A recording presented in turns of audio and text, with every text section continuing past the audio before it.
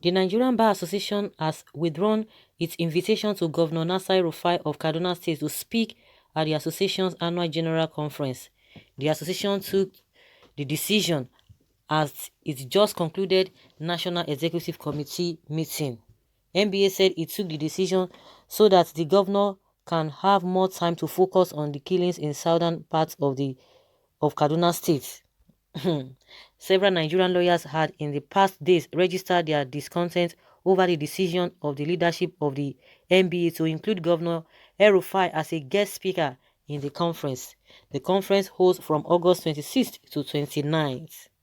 Others billed to speak at the session include Nyesom Wike, Governor of Rivers State, Peter Obi, the former Governor of Anambra State and Vice Presidential candidate of the People's Democratic Party at the 2019 election, Tunde Bakari, a cleric and chairman, African Advisory Council of Royal Commonwealth Society, Obi Esiquisile, an activist and former minister, and Salamatu Suleiman, immediate past ECOWAS Commissioner for Political Affairs, Peace and Security. Other speakers at the conference include Vice President Yemi Osinbajo, Femi Gbajabiamila, Speaker of the House of Representatives, and Tanko Muhammad, Chief Justice of Nigeria, Olusegun Obasanjo, a former president, Ike Madu, former deputy Senate president, and Abubakar Malami, Attorney General of the Federation. Can you see how diplomatic these NBA people can be? Of course, a lot of people have like, oh, why would they put this man? But now they are not even saying, oh, because of what we've heard or because of what has been said. But they said so that he will have time to concentrate on what has been happening in the state. But don't forget that sometime 2 weeks back, was it not 2 weeks back? Well, last weekend, well, no, I don't think, maybe 2 weeks back, there was a rally in Benin City, the campaign flag of APC. This man was there. He was well dressed, and it was at the peak of when the incident was happening. He had time to go there because the lecture is not going to be. Is it not just one day, or even if he goes there, because of course the program is stipulated for 3 days or so. Even if he wants, even if he would like to give his own side of the whatever is happening or his own speech, it's not going to take hours, or it's not going to take the whole day. So why are they now saying? That's why I said these people are trying to be diplomatic. So why are they now saying, oh, so that we have time to concentrate? These people, everybody knows what has been happening and they know his position. So if this kind of a thing can happen in our country and people will begin to, we know the right thing, because most of the time it baffles me when they say we are cultured people. We are cultured people, and the things that are happening around us, the things are so ridiculous. Because if really we are cultured people, all these things happening will not be happening.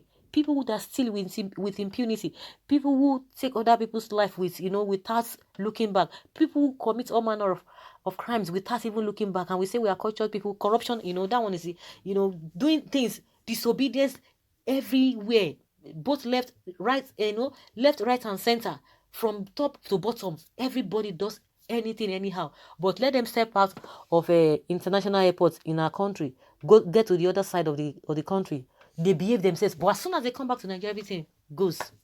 The government will put order, they will flat it. The government themselves, they will flat all of those things. So who is not deceiving who? So if we say we are cultured people, then we don't do the right thing. But just that most of the time people are always economical with the truth. They know the truth, but they don't want to go by the truth. So if this thing can happen, if they can deprive this man, or to say, oh, you can't be there, no, these things are too much, then what do you think of an international community? How would they deal with this one?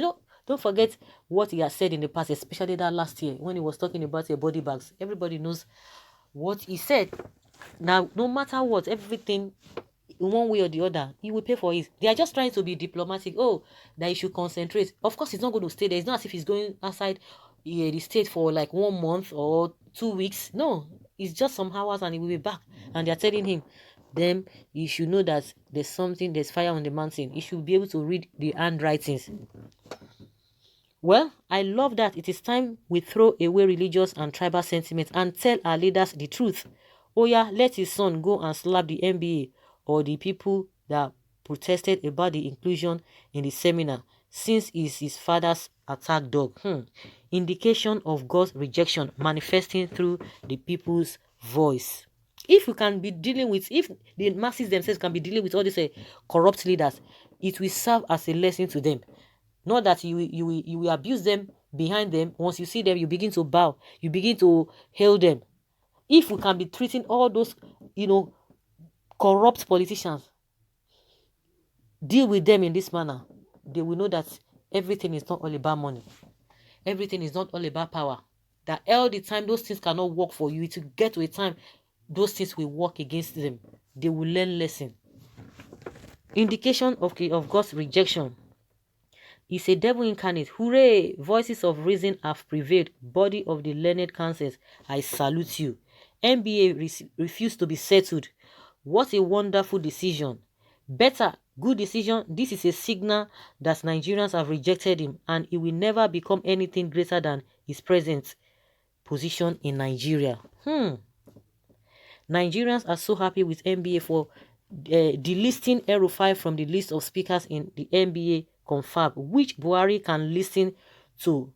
If Buhari can, I wish Buhari can listen to Nigerians like this on the case of service use, Kama bill, and all and etc. NBA has purged itself of what would have been an unpardonable sin to God and crime to humanity by removing El-Rufai name as one of the speakers in this year's NBA Annual General Conference. Akpata Esquire NBA President, we do well. I concur absolutely for even removing his name from the list, according to what someone is saying. Best radiance to worst heap of rubbish. Good for him, wicked man. He deserves more disgrace. Yes, so wicked El-Rufai, this is like the NBA we used to know. Body bag should learn how to put his house in order before appearing anywhere. Anywhere. Nice one. NBA just demonstrates true democracy, listening to the majority. This is what we will do to our so-called leaders that need us most during election. We should let them feel that heat of their failure as leaders. NBA has proved itself as a pace setter to many government agencies and government itself. First, they conducted a wonderful transparent electronic voting ever in Nigeria to show INEC how elections supposed to be. Secondly, we all know that transparent processes always produce qualified persons. They just prove to us too that power belongs to the masses and not leaders, and such the leaders must do the bidding of the people. Congratulations, NBA. You people